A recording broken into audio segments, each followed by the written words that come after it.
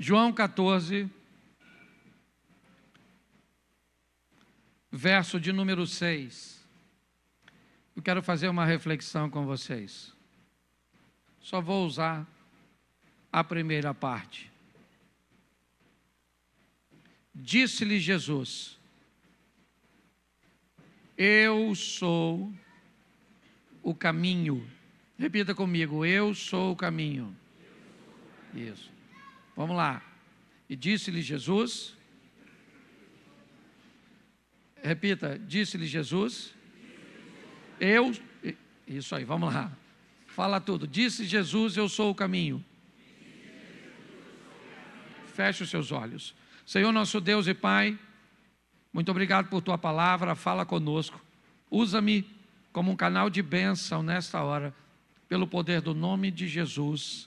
Amém, glória a Deus. Amém? Eu quero te mostrar duas coisas neste versículo. A primeira foi a frase que lemos. Disse-lhe Jesus: eu sou o caminho. Mas nesse mesmo texto, nós também temos o destino deste caminho. O final do texto diz: ninguém vem ao Pai senão por mim. Então nós poderíamos dizer o seguinte: o destino é o Pai e o caminho é Jesus. Jesus é o caminho para o Pai. Hoje nós não vamos falar da verdade, nós não vamos falar, certo, da vida. Simplesmente nós vamos ver o caminho rapidamente. A primeira coisa que é importante nós entendermos é o que Jesus está usando por base para fazer esta afirmação. Todos que ouvem Jesus sabem que Ele não está se referindo a qualquer caminho. Sabe que Jesus está se referindo ao caminho no deserto. Aliás, a maior parte dos trajetos percorridos pelas pessoas, de longa distância, era no deserto. Então, quando Jesus diz: eu sou o caminho para o Pai, a primeira coisa que nós devemos perguntar para nós mesmos é se nós estamos interessados em ir para onde Jesus se diz ser o caminho. Porque não há nenhum interesse para fazer esta afirmação. Caminhar em Jesus, se ele não tiver o intuito de ter Deus como destino. Então Jesus está dizendo: eu sou o caminho onde? No deserto. E qual é o problema de um caminho no deserto? É que se ele não for trilhado de forma correta, ou seja, se alguém errar o caminho, a morte é certa.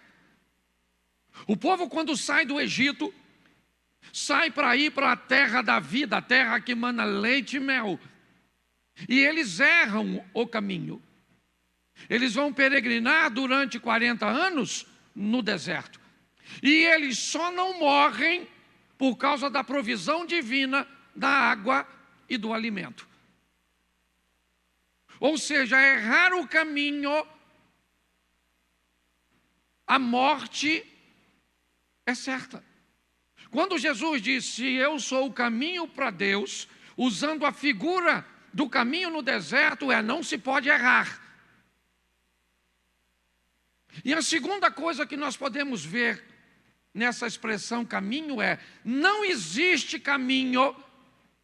Essa expressão caminho só pode ser usada por um trajeto cujo qual já foi percorrido.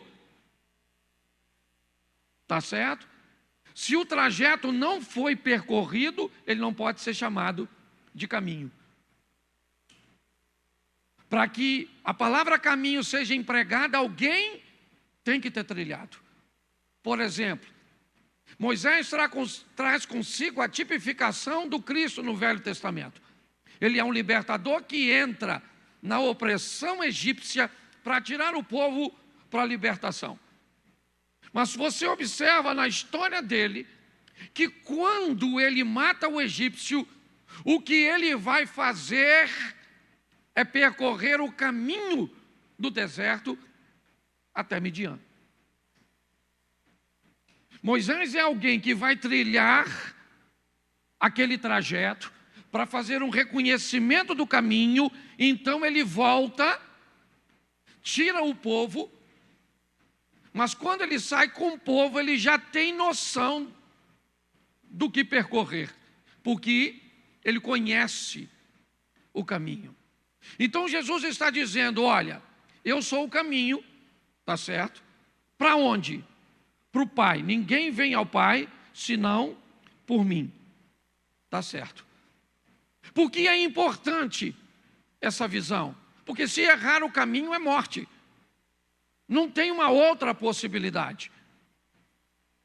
E o que ele está dizendo, eu vou percorrer. Se o contrário da morte é vida, o que ele está dizendo é, eu vou percorrer este caminho para depois conduzir você. Por isso que Jesus faz o trajeto do túmulo e não fica lá.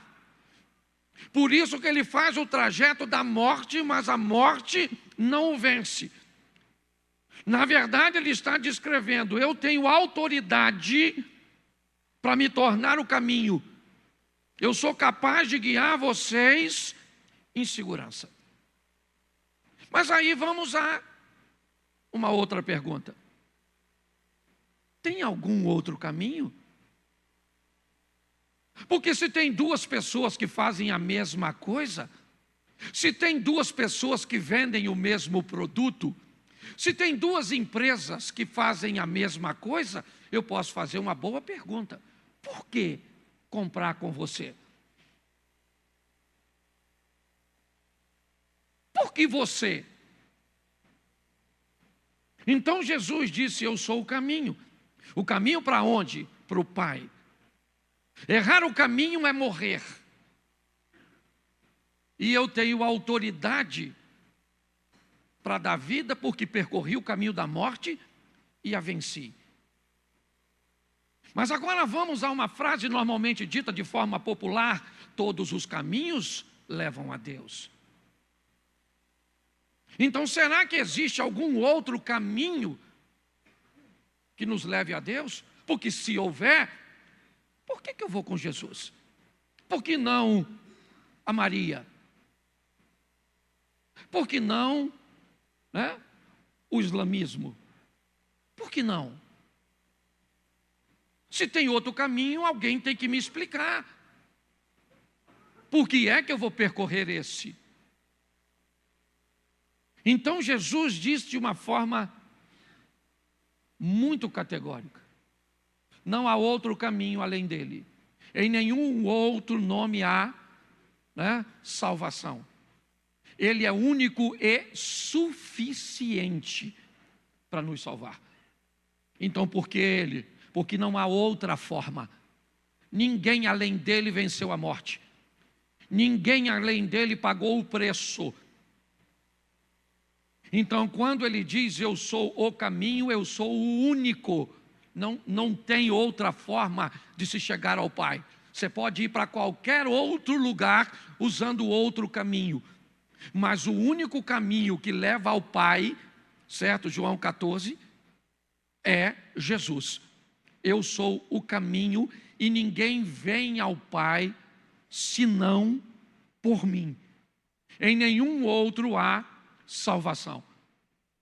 Jesus está explicando isso de uma forma muito importante. Mas nós ouvimos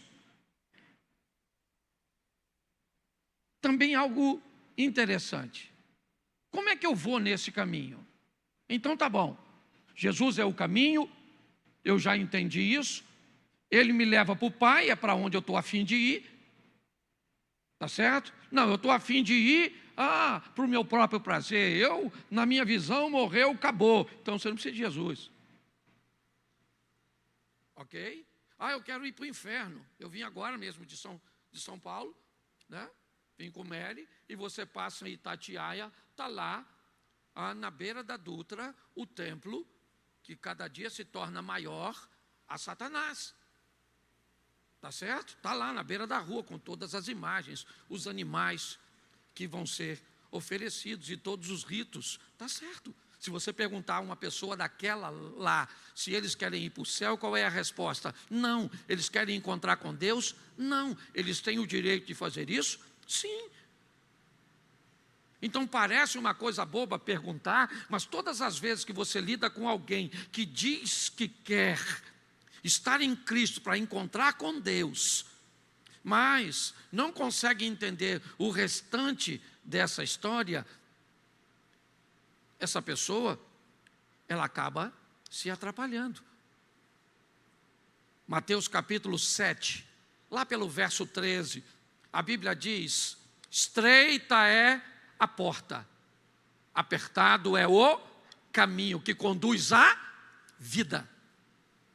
Então preste atenção, Jesus é um caminho apertado. Jesus não é um caminho largo. Naquela caminhada descrita por Jesus no deserto, há uma recomendação a todos aqueles que vão caminhar no deserto: não leve nada além do necessário, porque no deserto tudo que não é necessário se torna pesado. Qualquer coisa que você leve no deserto que não seja necessário, inevitavelmente te torna um peso para você, pode impedir você de alguma forma. Pastor, mas como é que eu ando nesse caminho? Então vamos lá, se o texto se completa, vamos dar uma olhada em como eu devo ir em Cristo para me encontrar com Deus, num caminho estreito. Se eu errar, eu morro. O único que percorreu com sucesso foi Jesus. De todos os que morreram, o único que tem no seu túmulo escrito: ele não está aqui, ele ressuscitou, é Cristo. Então, como é que eu trilho esse caminho? Então, vamos dar um pulinho no escrito do apóstolo Paulo. Revesti-vos de toda a armadura de Deus. Nesse caminho eu preciso utilizar os elementos, certo? Que o soldado trazia consigo.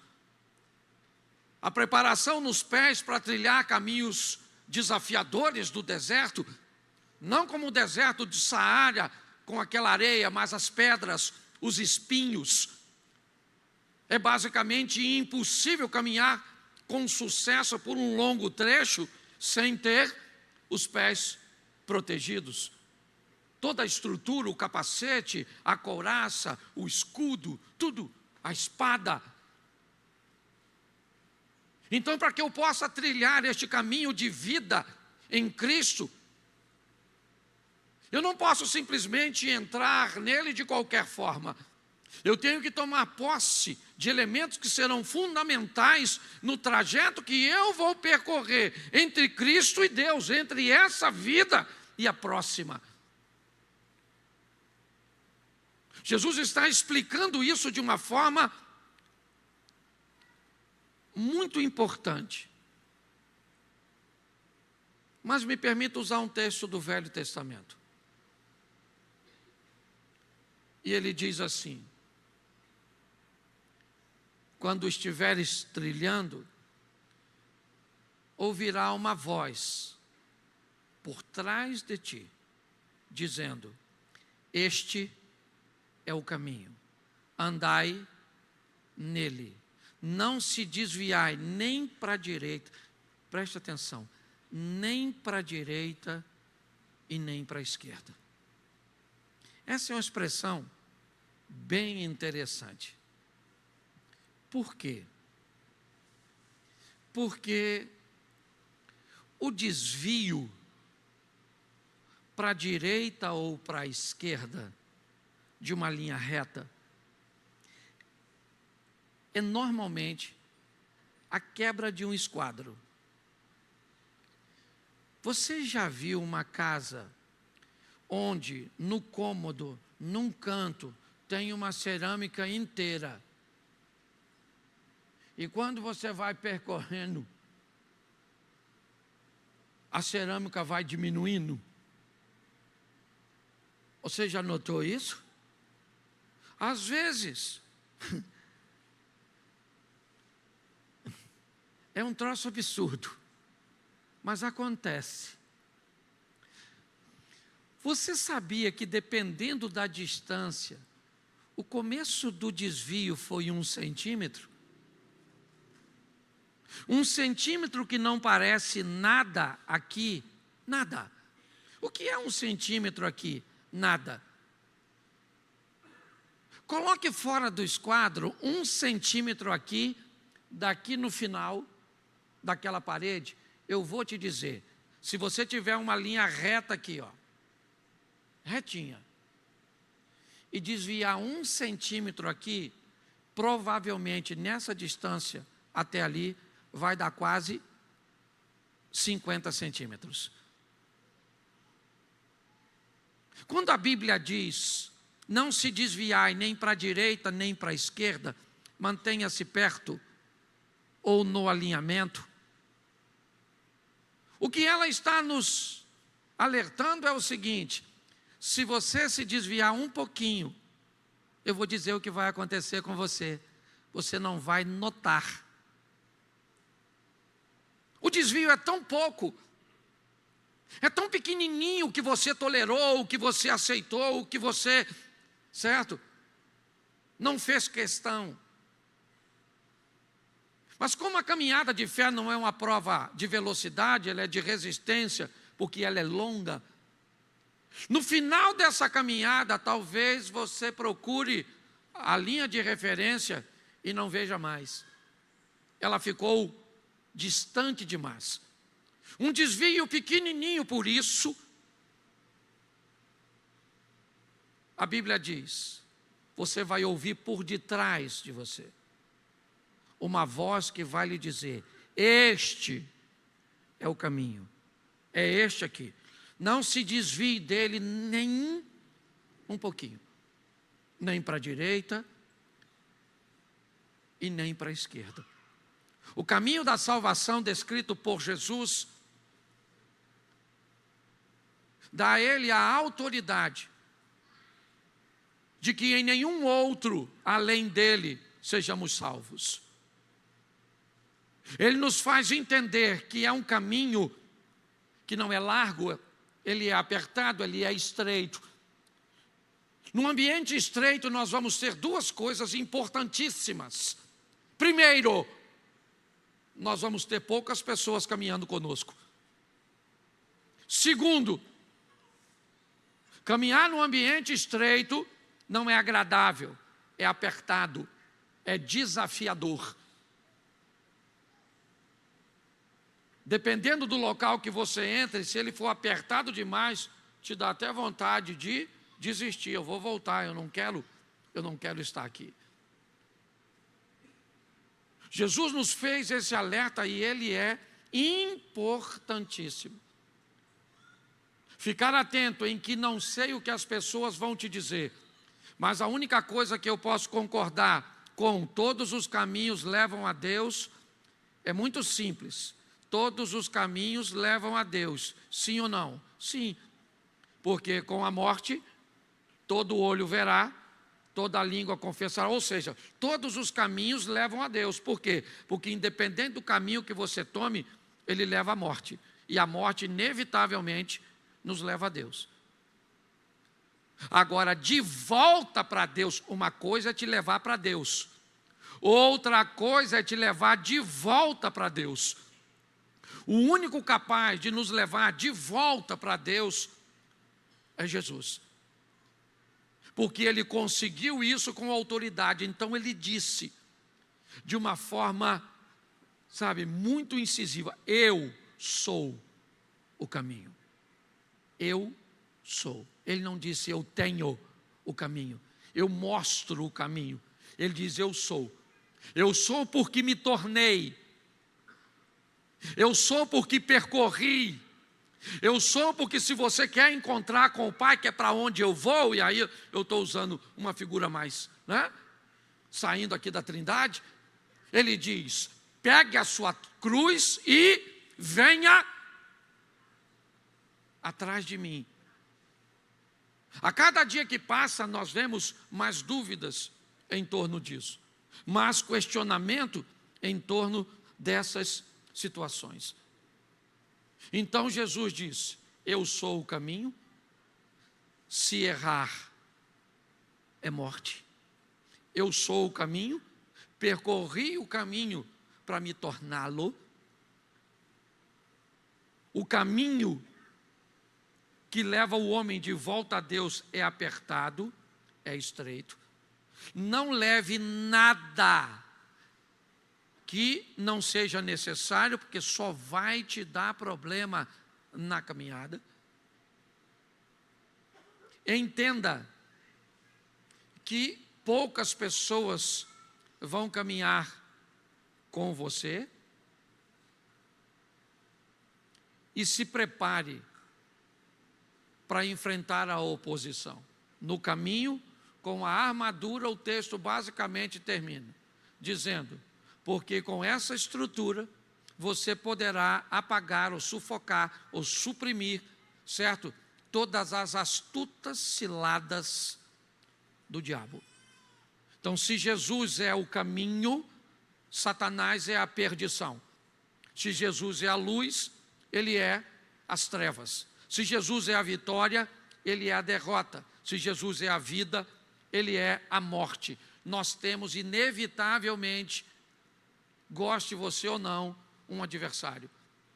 E a proposta dele é impedir que o que Jesus fez para nos salvar seja anulado. Por que você acha que até hoje tem religiões ou estruturas que sacrificam animais? Simplesmente porque é uma forma de dizer que o sangue de Jesus não vale nada. Certo? É simplesmente a forma de descredenciar o que ele fez.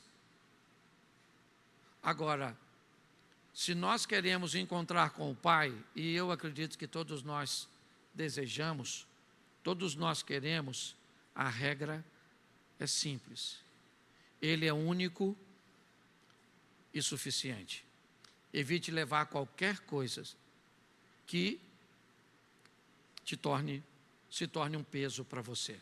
Cuidado com um desvio pequeno, porque no final dessa história você pode escutar: apartai-vos de mim, maldito, eu não sei quem você é. A minha reflexão hoje tem a proposta de que olhemos para uma expressão tão simples, mas ao mesmo tempo tão profunda. Eu sou o caminho, disse Jesus. Errar. Ah, pastor, o que pode me fazer errar o caminho? Simples. Um irmão pode fazer errar o caminho. Pode. Ele pode te aborrecer a ponto de você se desviar. A palavra desvio, né, é simplesmente sair do caminho. Aliás, essa é a conotação também da palavra escândalo. Tá certo? Você escandaliza quando alguém estava andando certinho e algo aconteceu e o tirou do caminho. Essa pessoa se escandalizou. Então você pode ter uma palavra de um pastor aqui em cima, que pode tirar você do caminho. Você pode ter uma brincadeira ou qualquer situação na igreja que pode te afastar do caminho. Você pode ter feito um negócio com alguém e esse negócio não foi legal, e aí você levou um prejuízo e isso tirar você do caminho. Você pode ter arrumado uma namorada e o relacionamento não foi muito extenso, não foi muito longo, e por causa do término de um relacionamento, pessoas se afastaram do caminho. A estrutura que o diabo vai usar para tentar nos tirar, ele vai fazer o que for possível, o que estiver ao alcance dele, para que nós saiamos do caminho. E volto e termino aqui.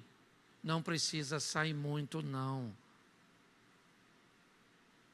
Hoje nós estávamos descansando um pouquinho e Mary pediu para assistir um filme. E aí ela disse: Cláudia, eu gosto desse filme porque basicamente não tem palavrão. Hoje você encontrar um filme que não tem palavrão e cenas de sexo, seja hétero ou homo, é a coisa mais difícil que tem. Só se for um filme gospel. Certo? E aí ela me disse: Cláudia, eu gosto, porque esse filme não tem palavrão. E eu olhei para ela e disse: se nós escutamos com uma frequência muito grande, é só uma questão de tempo até nós acharmos comum, natural. Um desvio pequeno, uma coisa pequenininha, pode fazer grande diferença no final dessa história. Ele é único e suficiente Salvador. Que nada nos afaste dele. E eu vou falar para você, vai ter muita gente, vai ter muita coisa, vai ter muitas situações para tentar nos afastar desse caminho, desistir da nossa fé. Fortaleça-se no Senhor e na força do seu poder. Que a vara e o cajado do Senhor estejam ao seu lado. Que o Espírito Santo seja o nosso companheiro. Que se cumpra em nós, 1000 cairão ao nosso lado, 10.000 à nossa direita, mas nós não seremos atingidos.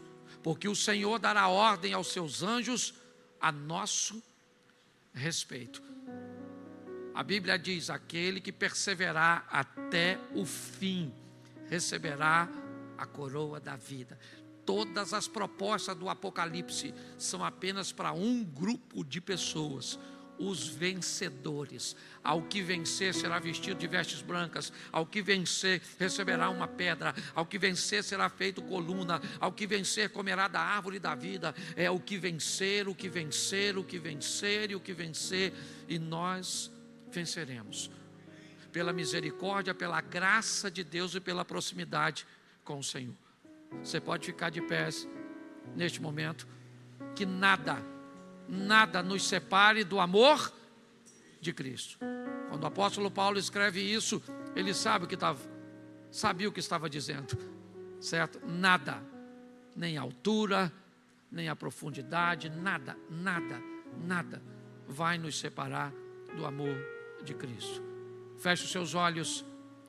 No Salmo de número 128, eu vou intercalar a palavra com alguns propósitos de oração nessa noite.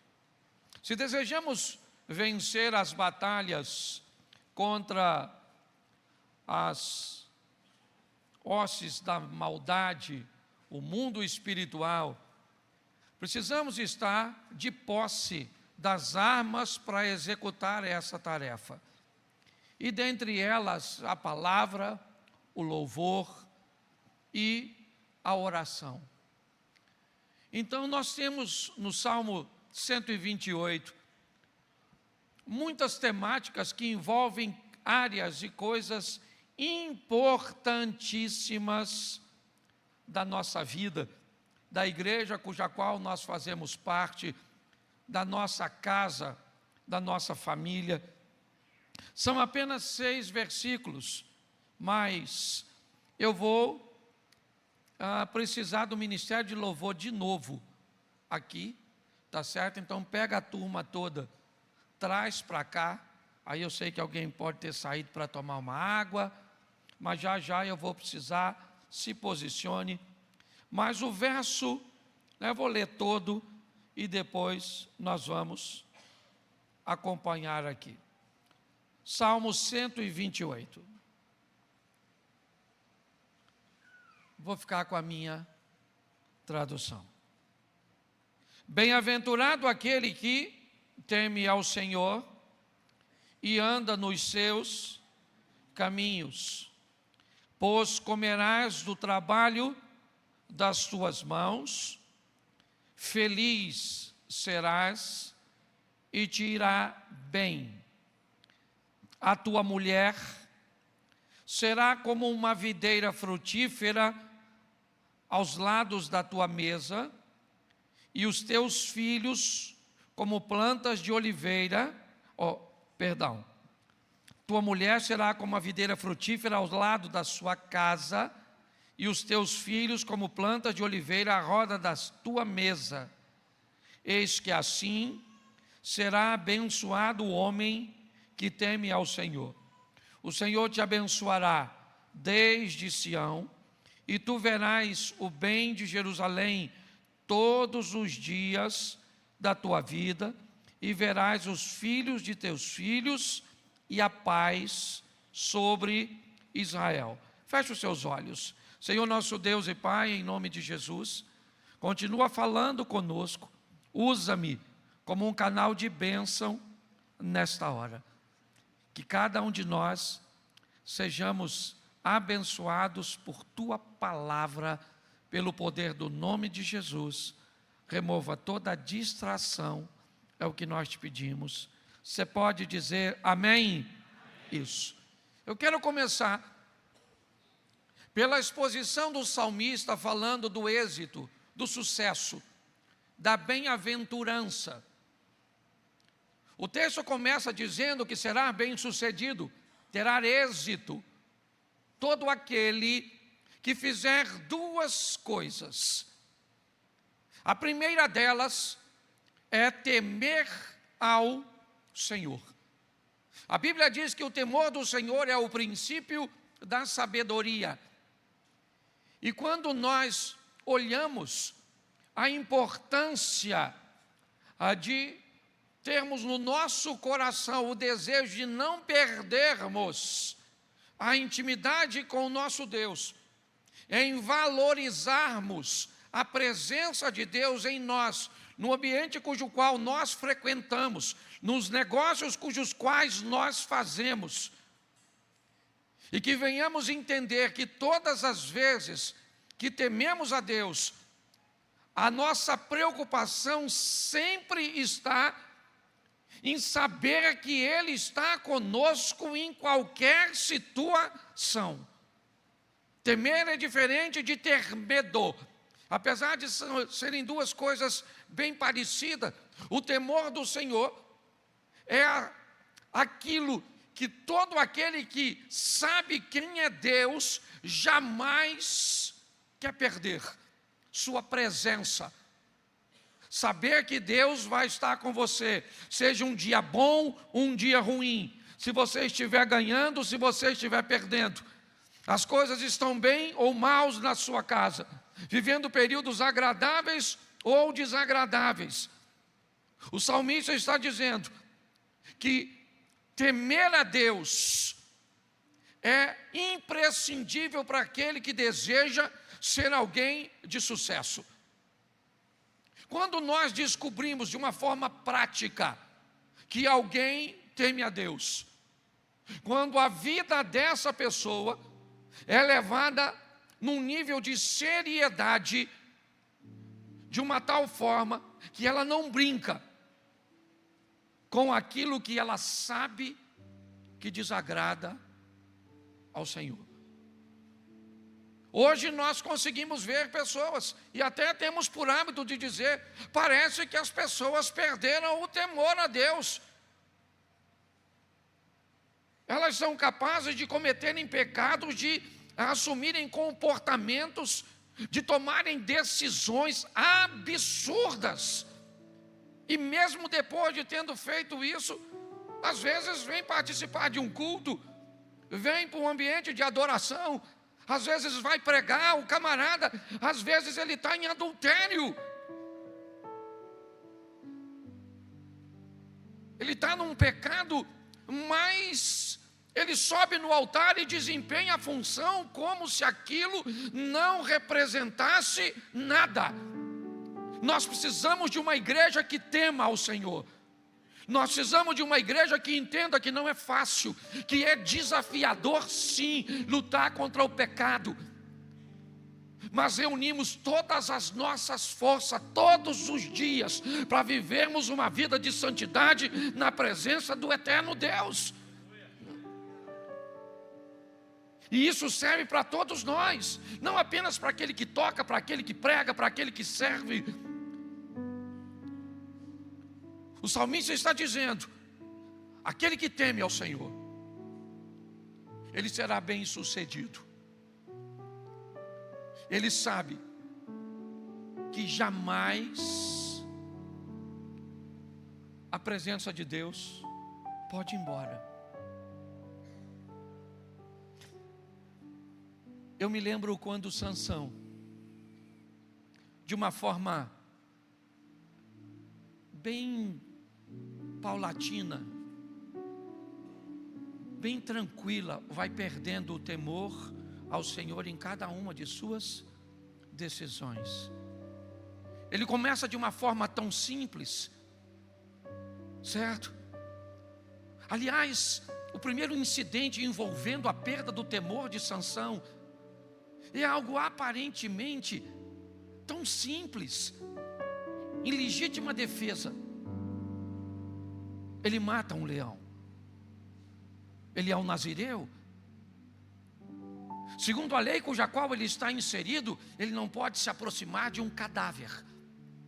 E se isso acontecer, ainda que por acidente, ele deveria cumprir todo um rito de purificação. Mas o texto diz que ele está caminhando quando um leão vem na sua direção. Ele não tem outra coisa a fazer, a não ser se defender do leão. Mas ao matar o leão, ele deveria se expor ao ambiente de purificação. Mas ele não quis, motivo pelo qual eu desconheço. Mas em algo muito simples, onde parece que os resultados não aparecem imediatamente. A Bíblia é bem clara: Deus não se deixa escarnecer. Tudo que o homem semear, isso também se fará. É inevitável. Uma hora nós vamos ter que lidar com as consequências daquilo que negligenciamos. Aquilo que parecia ser pequeno foi apenas o começo da tragédia de um grande homem. Agora ele está de volta. Se não bastasse não fazer a purificação da primeira vez, quando ele está passando novamente pelo local, ele tem a curiosidade de ver o que tinha acontecido com o leão. Olhe bem, até aí tudo bem. Ao invés de ficar de longe, ele se aproxima. E agora há uma colmeia na ossada do leão. O couro está ali, e entre os ossos as abelhas colocaram seu mel. Para Sansão era um ambiente proibido, mas ele já havia rompido uma vez. Agora ele pega o mel e come. Aquele lugar era um lugar proibido,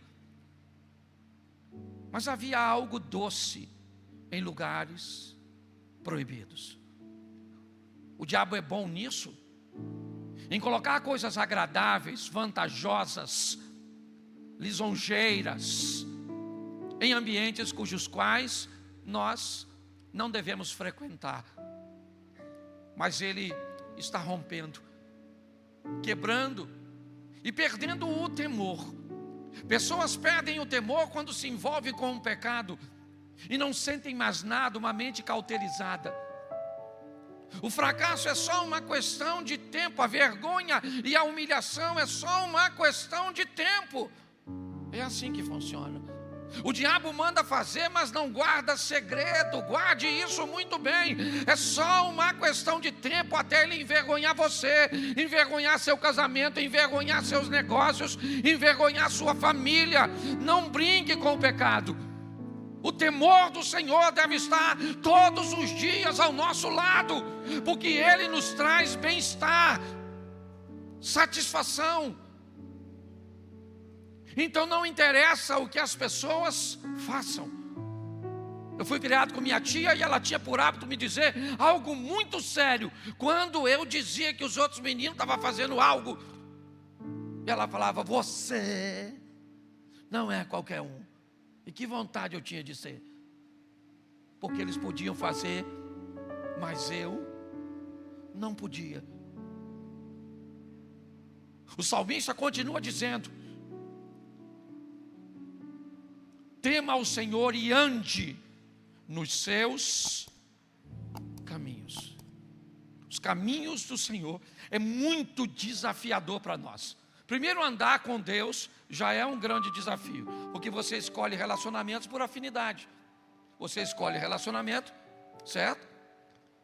Porque há uma identificação. Na igreja, com quem você se relaciona?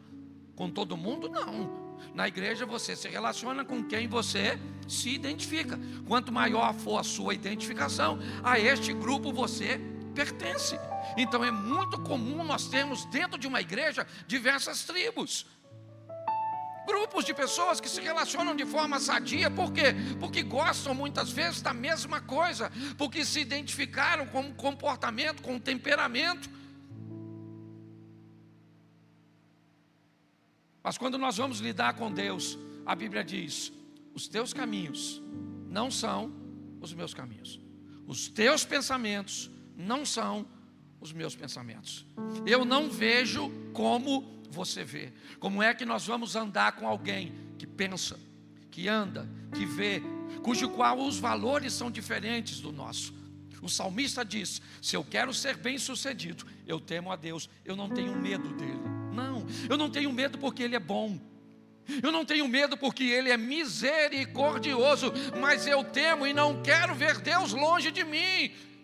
Porque voltando a Sansão, depois de tantas e tantas vezes, o texto diz que um dia Sansão levanta e diz: levantar-me-ei, irei mais uma vez ter contra os filisteus e os subjugarei. E o texto termina dizendo: o que ele não sabia é que Deus não era mais com ele.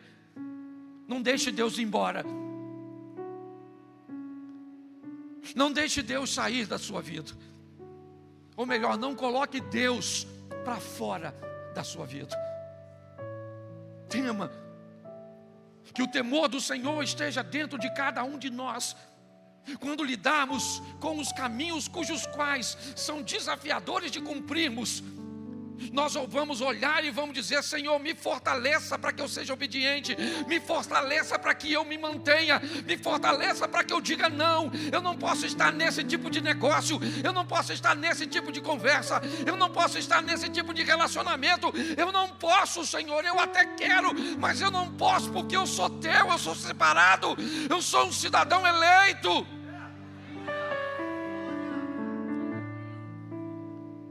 O salmista está dizendo isso. Tema a Deus e reconheça os seus caminhos. Nem sempre andar nos caminhos do Senhor irá dar a você louros, e você será ovacionado por outras pessoas.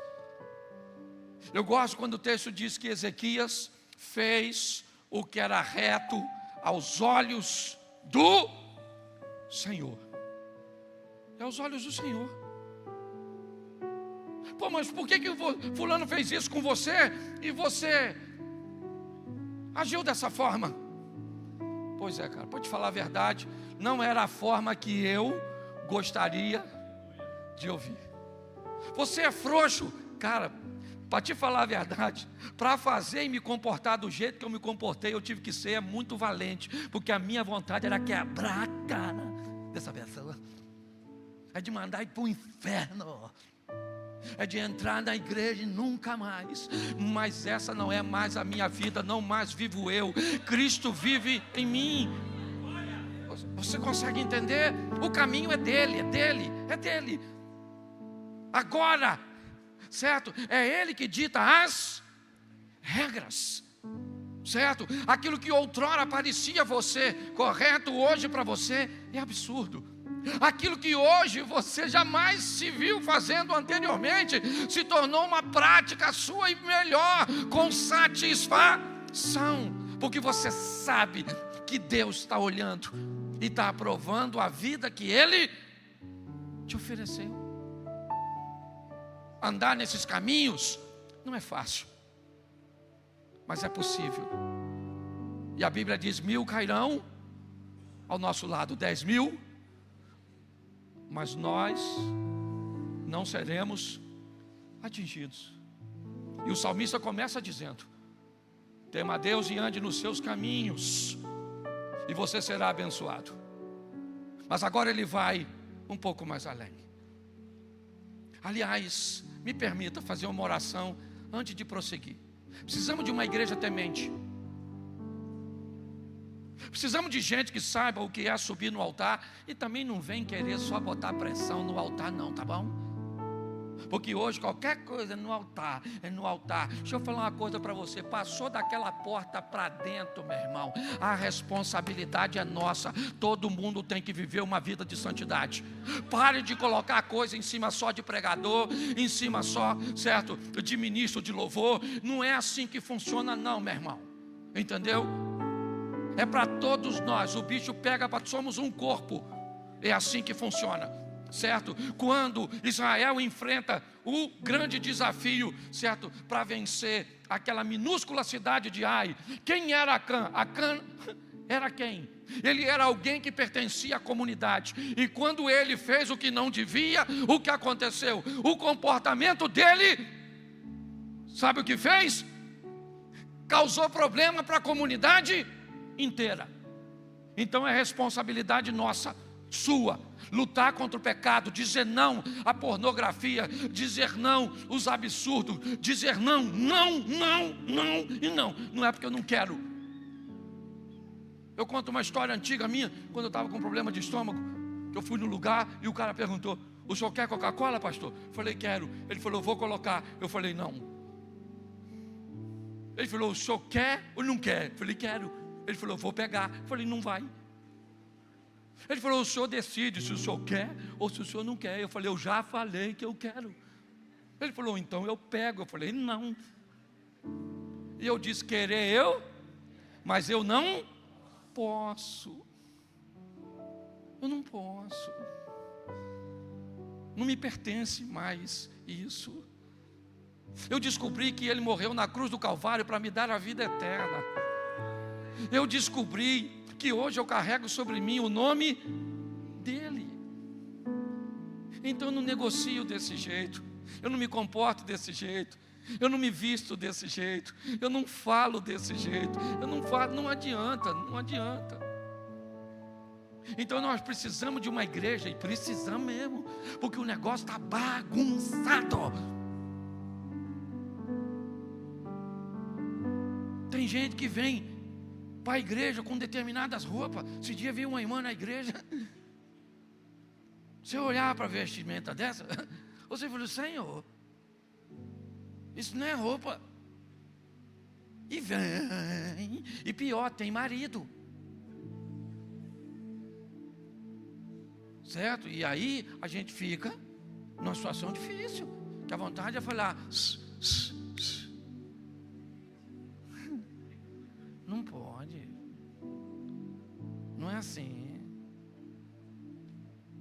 entende? Então pegou emprestado, pague, entendeu? Comprou no cartão dos outros, pague, porque eu não aguento mais.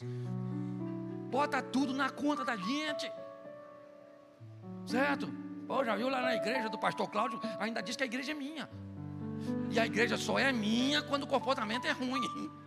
E se o comportamento for bom, é a igreja do Senhor. Mas se é ruim, o pastor, já viu lá, ó, aquela irmã lá, ó, Cabo Culto, Serol. Já viu como é que tira foto? Faz isso. Nosso nome está rolado. A grande verdade é essa. Então nós precisamos de uma igreja que conheça os caminhos do Senhor e esteja disposta a andar nele por temor ao Senhor, porque queremos a presença de Deus ao nosso lado. Então eu quero você de pé nesse momento. Isso. Que nós vamos orar por uma igreja temente. Posso ouvir um amém?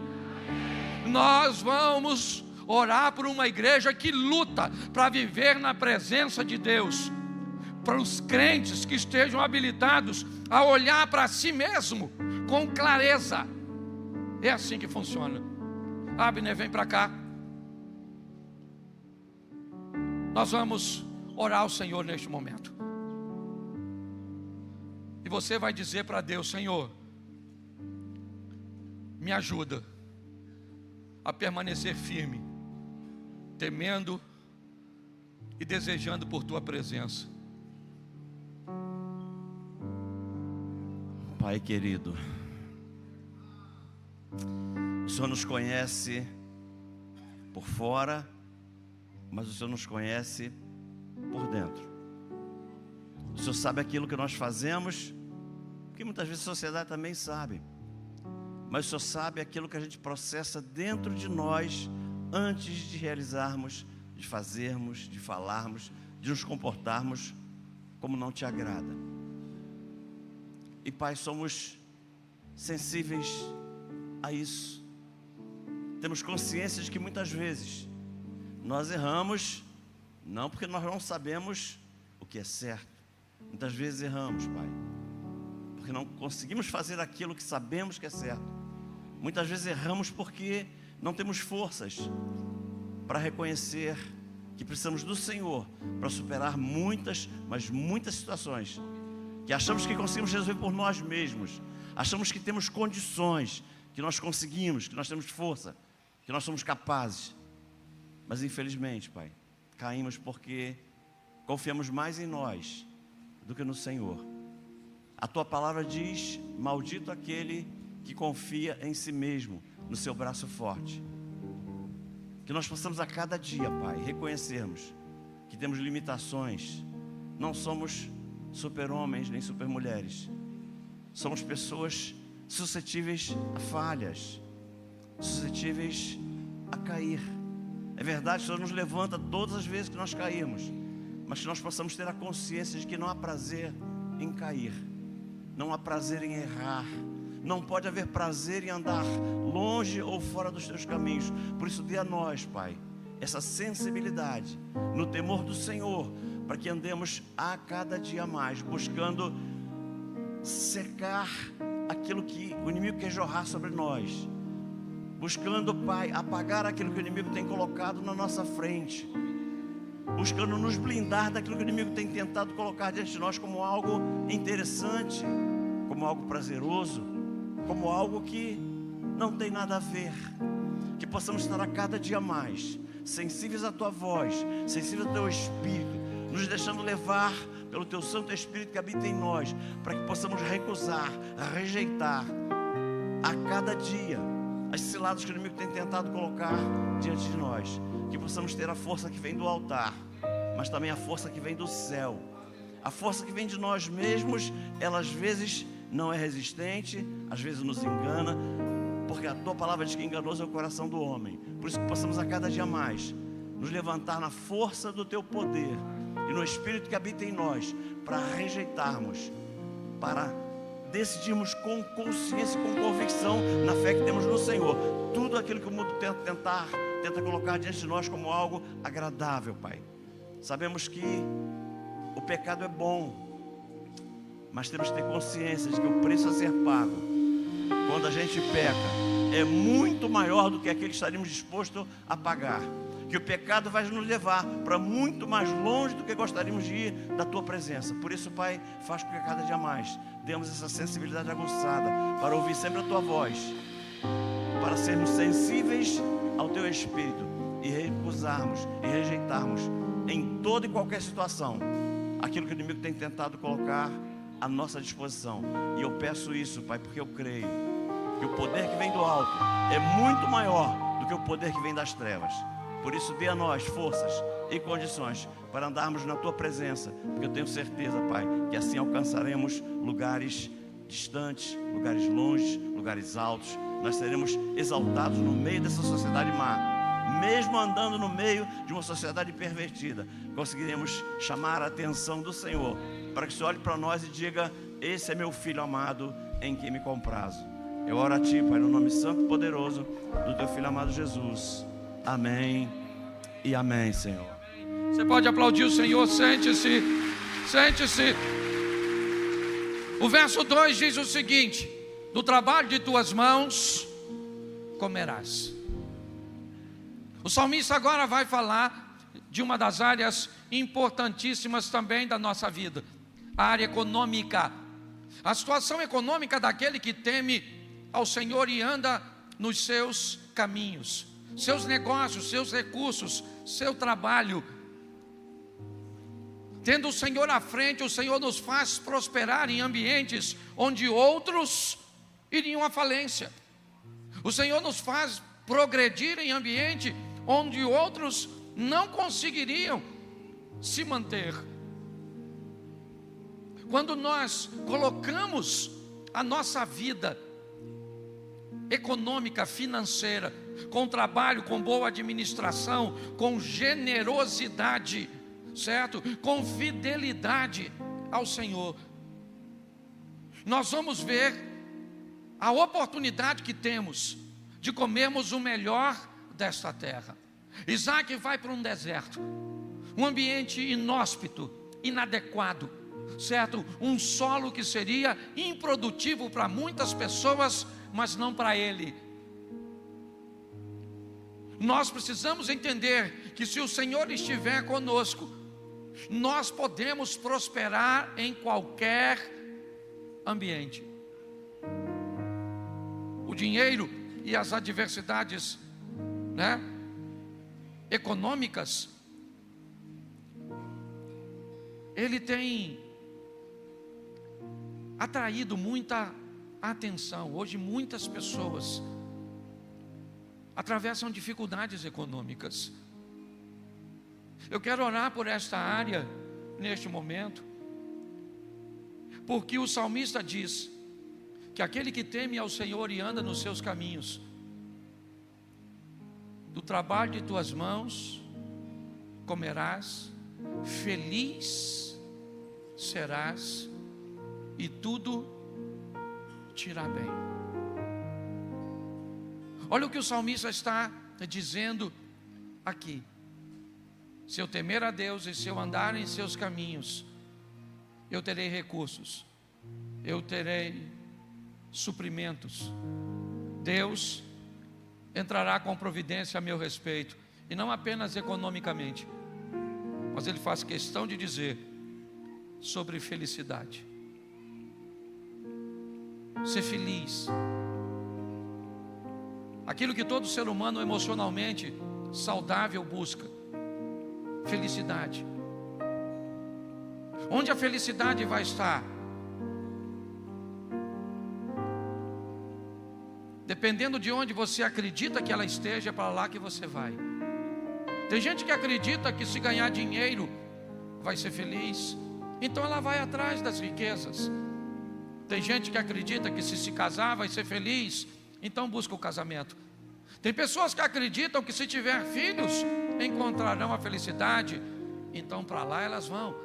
Tem pessoas que acreditam que se tiverem suas formações acadêmicas, sua casa própria e tantas outras áreas. Mas a grande pergunta é: o que você vai fazer quando chegar no lugar onde acreditava estar a felicidade e não encontrá-la? O salmista diz aqui: se temer a Deus e andar nos seus caminhos, seu êxito será tão grande que você encontrará a felicidade nesse ato aparentemente simples de ter Deus dentro de você por satisfação, da obediência aos princípios cujos quais você conhece, mesmo sejam eles rotulados como ultrapassado, retrógrado ou tantas outras, certos rótulos que podem colocar sobre nós. Mas você sabe o nível de prazer e de satisfação que aquilo te causa. Eu não sei hoje qual é a sua situação econômica. Se hoje você está desempregado, se hoje seus negócios não vão bem, hoje eu quero orar com você e por você, por essa área da sua vida. Uma área que é tão importante, não apenas para você, mas para seus filhos, para sua esposa, para sua casa. A importância de ter recursos, isso é fundamental. Se tem alguém que deseja que você os tenha, esse alguém é Deus. Ver o seu negócio prosperar, ver você ter mais do que o suficiente, porque é isso que a Bíblia nos propõe, ter mais do que eu preciso, porque todas as vezes que eu tenho mais do que eu preciso, eu posso canalizar um pouco para abençoar uma outra pessoa. Então é importante que você entenda que Deus te trouxe aqui hoje para dizer: me tema, ande nos meus caminhos, e eu abro portas para você nessa terra, eu abro janelas para você no céu, eu dou a você o que casamento, o que dinheiro, o que formação acadêmica, o que casa própria, certo? O que ninguém pode te dar, eu posso te realizar. Então, em nome de Jesus, se hoje essa é uma área sua que você precisa de um milagre, pastor, eu estou desempregado, eu preciso de uma porta de emprego. Pastor, eu estou empregado, mas os recursos não são suficientes para mim, não está dando. Eu queria que você saísse do seu lugar agora, viesse aqui à frente, e nós como igreja vamos orar por você. Vamos orar pelo seu trabalho, vamos orar pelo seu dinheiro, vamos orar pelo seu negócio. Então saia do seu lugar agora e venha para cá, se você precisa de um milagre na área financeira. Não pode demorar, tá certo? Venha para cá. Isso. Traga a sua empresa, traga seu negócio, traga suas dívidas, traga. Vem para cá. Em nome de Jesus. Em nome de Jesus. Hoje é um culto diferente para nós. Isso. Vem para cá. Nos deixe orar por você. Clamar ao Senhor por você, pela felicidade que você tanto busca, pelo prazer de viver que você tanto busca. Vem para cá, vem. Nós vamos orar ao Senhor. Olha quanta gente. Isso. Pode parar pelo corredor. Agora toda a igreja de pé. Você vai me ajudar em oração.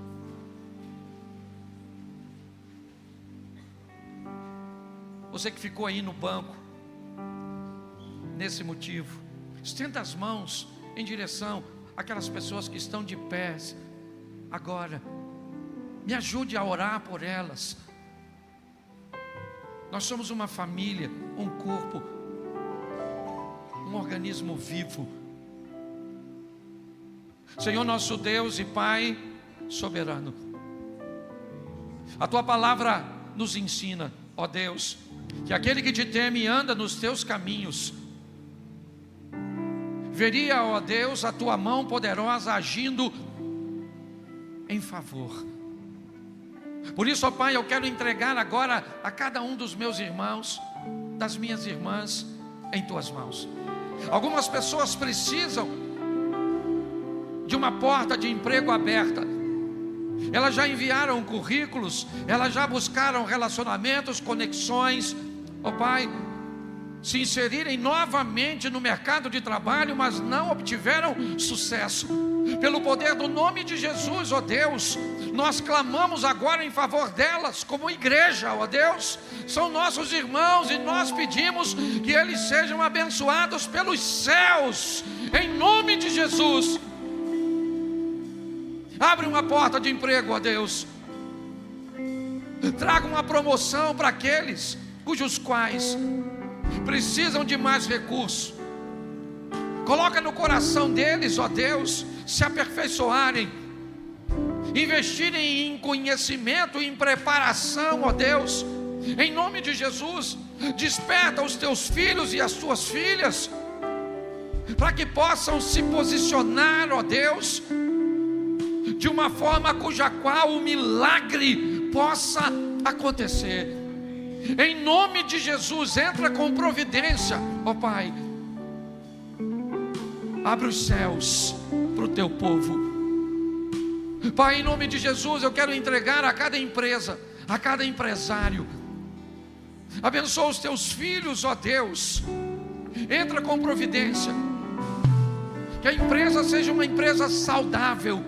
Seus produtos, seus serviços, seus negócios sejam abençoados, dirigidos por pessoas que andam nos teus caminhos, que te temem, ó Deus, e elas possam ver como temer ao Senhor é benéfico, é lucrativo. Por isso, Pai, em nome de Jesus, eu quero entregar a área financeira dessas pessoas, pedindo que a tua mão venha agir, venha mover, que o teu sobrenatural, ó Deus, possa entrar com providência. E nós vamos ver contratos, nós vamos ver portas abertas, nós vamos ter notícias de prosperidade, de avanço, de crescimento, Pai, em nome de Jesus. Em nome de Jesus. A igreja pode dizer amém, pode aplaudir o Senhor. Isso, você pode voltar para o seu lugar.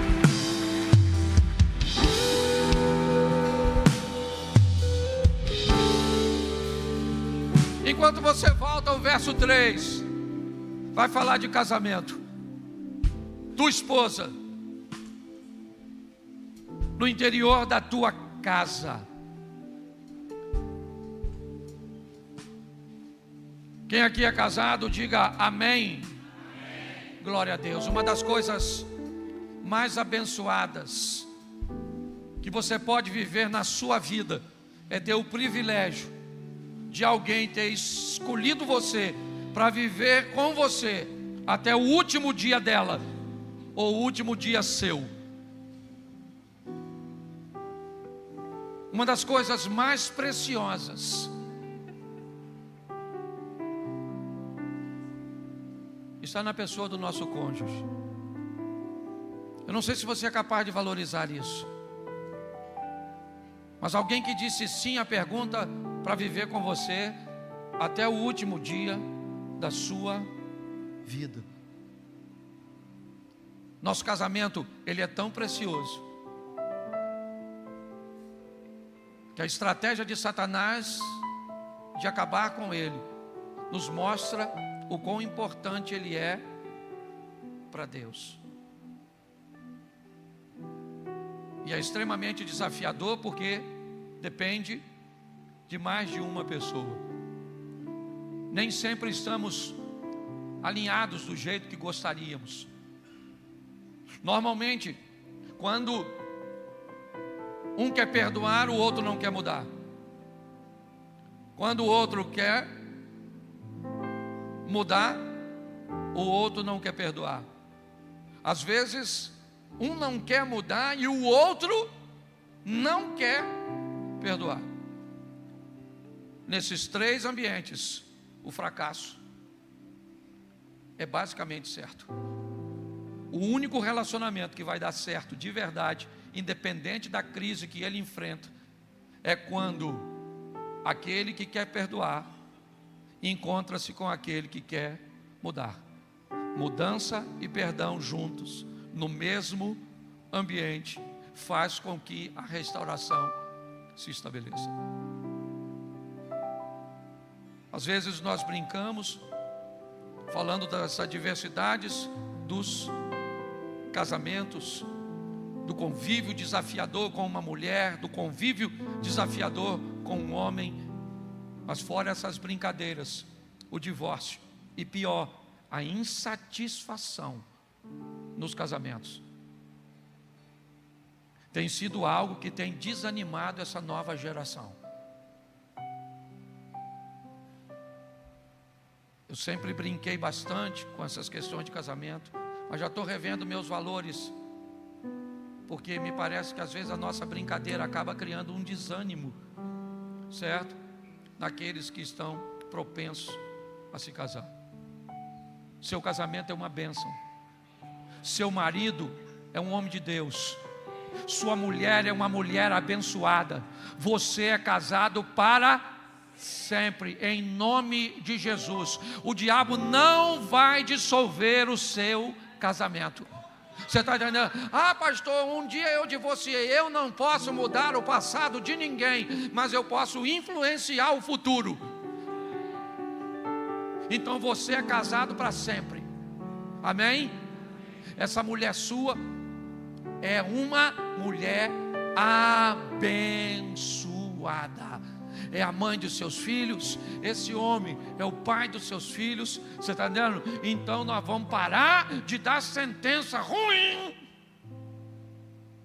para o nosso cônjuge. A partir de hoje, sua mulher é linda. A partir de hoje, sua mulher é uma lady. A partir de hoje, sua mulher é uma dama. A partir de hoje, a sua mulher é uma princesa. Só palavra desse tipo. Entendeu? Minha mulher não presta. Presta. Certo? Minha mulher, tudo de bom. Fala homem assim, fala para você acostumar. Todos os homens falam: minha mulher é tudo de bom. Isso. Certo? Seu marido é o quê? Seu marido é um homem bom, um homem honesto. Pode até estar meio perdido, mas vai encontrar o caminho. Você está entendendo? Pode até estar preso em situações desafiadoras, mas vai ser liberto. Você está entendendo? O milagre do Senhor vai vir para a sua casa. Por quê? Porque você teme a Deus e anda nos caminhos do... Então seu cônjuge, certo? Vai estar lá. Uma bênção. Então saia daqui, beije sua mulher na boca. Passa a mão no cabelo dela, dá um cheiro nela, certo? Dorme garradinho, entendeu? Fala palavras boas. Não vai dar para falar sempre, que ninguém aqui é doido, certo? Tem dia que a gente briga mesmo, vai brigar sim ou não, mas tem que ter a compensação, entendeu? Tem hora que a gente está nervoso, não está muito afim de conversa, não está muito afim de papo, e também ninguém gosta desse negócio não. Essa palhaçada não, de vez em quando tem que rasgar, certo? Mas aí depois, meu amor, hein? Nossa, certo? Foi duro, hein? Mas glória a Deus que nós estamos juntos.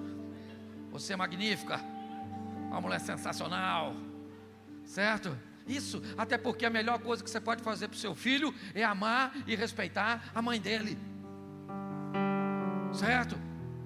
Então não quero mais ninguém do projeto Recomeçar falando mal do seu cônjuge. Você pode ter vontade, lembra? Vontade. Falar não. Senhor, glória a Deus, louvado seja o nome do Senhor. Isso, pega óleo ungido, passa óleo antes de ir para a igreja, para casa, passa o óleo na mão e vai para casa, passa no travesseiro do outro. Isso é importante.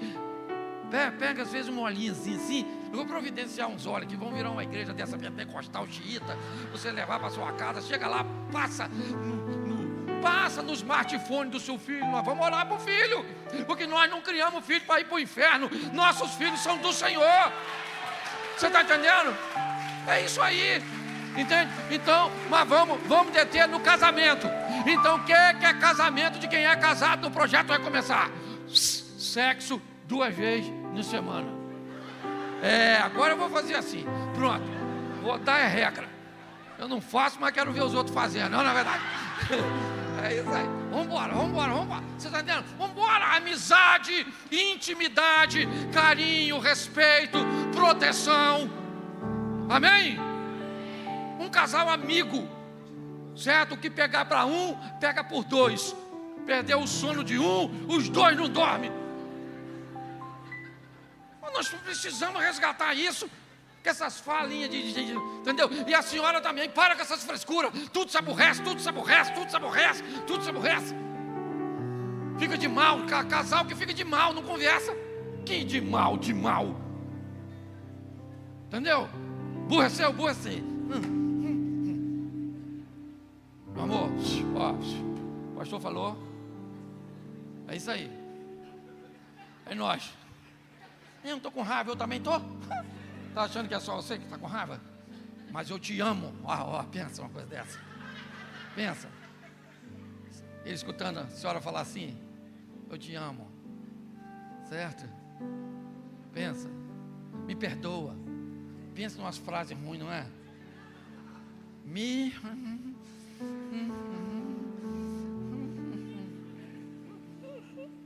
Perdoa. Entendeu, mulher? Aprenda a falar. Me perdoa. Não dói. Certo? Dá licença. Posso lhe ser útil? Que coisinha linda, né? Olha só. Vamos deitar, meu amor. Olha que coisa sensacional. Nós queremos casal assim. Então eu quero todo mundo que é casado, principalmente se você estiver aqui hoje com sua mulher. Então primeiro levante todo mundo que está com sua esposa, marido e mulher. Você que está aí com a sua adversária, fica em pé e segura na mão dela. Segura na mão dela. Isso aí, é isso aí, meu irmão. Olha agora para ela e diz: aqui é para sempre. Isso, você que o seu cônjuge não está aqui, você que está brigado, está meio separado, está de tudo, fique em pé também, porque você também faz parte desse processo. Vamos embora. Isso, glória a Deus, olha aí. Oh, meu Deus do céu. Diga assim: eu sou casado para sempre.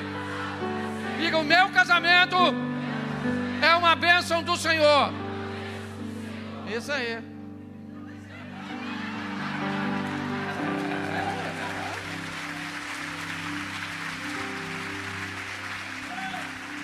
Nós vamos estar orando agora. Eu quero orar. Feche seus olhos. Pai, em nome de Jesus, eu quero entregar o nosso casamento em Tuas mãos.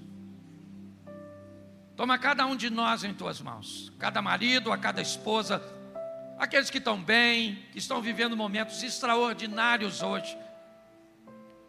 Aqueles que estão mal. Aqueles que já estão longe um do outro. Toma em Tuas mãos, ó Deus, o nosso casamento. Nosso cônjuge é uma grande bênção do Senhor. Muito obrigado por Ele ter nos escolhido. Te agradecemos, ó Deus. O inimigo não vai nos destruir, ó Deus. Somos fortes. Temos as nossas diferenças. Mas o casamento não é um projeto nosso, é um projeto do Senhor. Então por isso, Pai, nós vamos até o fim. Sustenta-nos. Sustenta cada lar. Eu quero repreender divórcio, adultério e tudo aquilo que não provém do Senhor. Que palavras amigáveis saiam de nossos lábios. Que palavras lisonjeiras possam sair de nossa boca. E que o nosso cônjuge se sinta amado, se sinta respeitado pelo poder do nome de Jesus. Você pode dizer amém? Dá um beijinho. Deus abençoe. Senta. Glória a Deus. Agora, o texto vai falar de filhos. Teus filhos, como plantas de oliveira, à roda da tua mesa. Temer ao Senhor, andar nos seus caminhos, comer do trabalho de tuas mãos, ser feliz, ter um bom casamento e ver nossos filhos. Uma das coisas mais preciosas. Quando eu morava só com meu pai, Às vezes eu chegava de madrugada e ele não dormia enquanto eu não chegava. E aí ele botava um remedinho embaixo da língua para acalmar. E ele brigava muito comigo quando eu chegava tarde demais. E ele me dizia: você só vai saber o dia que você for pai. E o dia que nasceu meu primeiro filho, nunca mais na minha vida eu dormi da mesma forma. Nossos filhos são presentes de Deus. Deus presenteou a mim e a Mary com 2. E nós vemos tantas lutas agora com os nossos netos, escola, desenhos, tentando tirar essas crianças do caminho do Senhor. Quantos pedidos de oração a gente vê no nosso grupo de irmãos, pedindo para intercedermos pelos nossos filhos. Quantos de vocês gostariam de já ter alguns dos seus casados? Quantos de vocês já gostariam de estar segurando um neto no colo? E o salmista diz: aquele que teme ao Senhor e anda nos seus caminhos, verá os filhos de seus filhos como plantas, como brotos de oliveira, como aquela florzinha promissora que o vento não vai derrubar, que vai sobreviver às intempéries da natureza, que vai se fortalecer e que vai virar aquele embriãozinho de fruto, que vai se formar, que vai ser doce, e mais do que isso, que vai carregar também em si a semente de uma nova geração. Nós vamos terminar este culto hoje orando pelos nossos filhos, entendendo que a bênção, sabe? O verso seguinte, ele diz assim, o 4: assim será abençoado o homem que teme ao Senhor, assim como com bons filhos, com um bom casamento, feliz, certo? Com sua situação econômica estabelecida, ok? Andando nos caminhos do Senhor e temendo a Deus. Assim será abençoado. Assim como em todas as áreas. Hoje eu vejo gente que tem dinheiro, com casamento uma porcaria. O cara com casamento extraordinário, sem dinheiro. Casamento legal, situação econômica, os filhos tudo perdido. Os filhos no caminho, o casamento legal, a saúde totalmente debilitada. Aquele que teme ao Senhor e anda nos seus caminhos, ele vive a plenitude. Ele tem mais do que o suficiente de tudo. E mais do que isso, as pessoas que olham para ele vão conseguir identificar. Por quê? Porque esse cara adora a Deus. Essa mulher adora a Deus. Ela serve a Deus de verdade.